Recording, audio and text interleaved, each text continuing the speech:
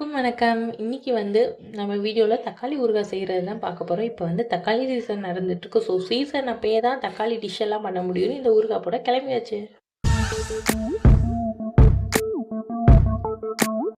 நாங்க தக்காளி செடி வச்சிருக்கோம். தக்காளி செடியிலேருந்து நெறைய தக்காளிக வந்துருந்துச்சு. இருந்தாலுமே இது தக்காளி ஊறுகாய் போட பத்தாது. இப்ப சீசன் நடந்துட்டு இருக்கனால வெளியிலயுமே கிலோ ரூ. 15 தான். அதனால வெளியில 1 கிலோ வாங்கியிருந்தோம். அண்ட் வீட்ல ஒரு 1/2 கிலோ கிட்ட இருந்துச்சு. ஸோ டோட்டலா ஆட் பண்ணிட்டு 1 1/2 கிலோ தக்காளி கிட்ட எடுத்திருந்தது. இந்த 1 1/2 கிலோ தக்காளியையும் நல்லா வாஷ் பண்ணிட்டு கட் பண்ணியாச்சு.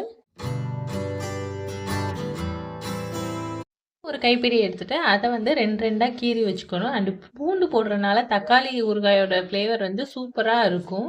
ஒரு வடைச்சட்டி வச்சதுக்கப்புறம் எண்ணெய் ஊற்றாம 1 ஸ்பூன் வெந்தயம், 1 ஸ்பூன் கடுகு நல்லா பொரியிற அளவுக்கு வதக்கணும். பொரிஞ்சதுக்கப்புறம் நல்லா ஆற வச்சுட்டு ஒரு மிக்சி ஜாரில் போட்டு இதை பொடி பண்ணி அரைச்சி வச்சுக்கணும். நல்லா காஞ்சதுக்கப்புறம் ஒரு 4 to 5 ஸ்பூன் வரைக்கும் நல்லெண்ணெய் ஊற்றணும். நல்லெண்ணெய் தான் ஊறுகாய்க்கு நல்லா இருக்கும்.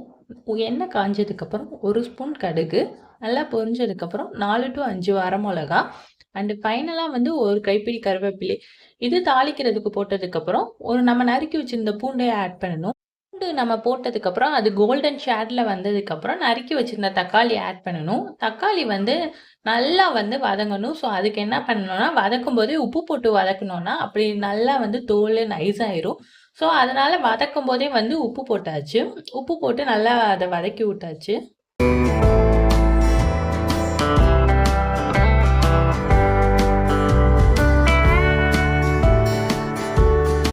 இதுக்கு நான் தண்ணியே ஊற்றல. ஆனால் இந்த தக்காளியிலேருந்து வந்த தண்ணியே நிறைய இருந்துச்சு. கொஞ்சம் நேரம் கொதி விட்டதுக்கப்புறம் இன்னும் நல்லா கொதி விடட்டும் அப்படின்னு சொல்லிட்டு இன்னும் தோலெல்லாம் மசியணும்னு சொல்லிட்டு ஒரு மூடி போட்டு நல்லா வேக வச்சாச்சு.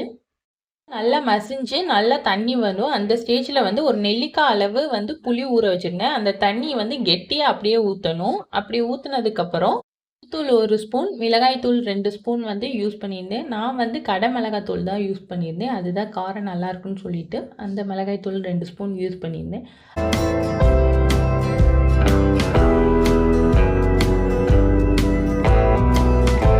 கொஞ்சம் மீடியமாக வற்றிருக்கும். அந்த ஸ்டேஜில் 2 ஸ்பூன் பெருங்காயத்தூள் ஆட் பண்ணியிருந்தேன். தூள் ஆட் பண்ணிவிட்டு நல்லா கிளறி விட்டுட்டு இன்னும் தண்ணி வற்றணும்னு சொல்லிட்டு கொஞ்சம் நேரம் கொதி விட்டாச்சு.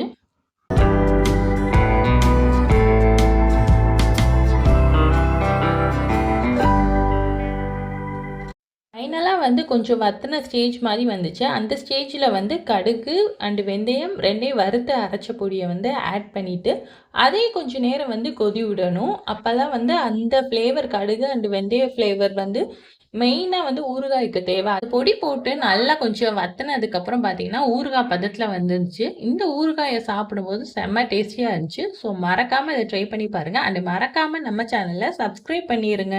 தேங்க்யூ ஃபார் வாட்சிங்.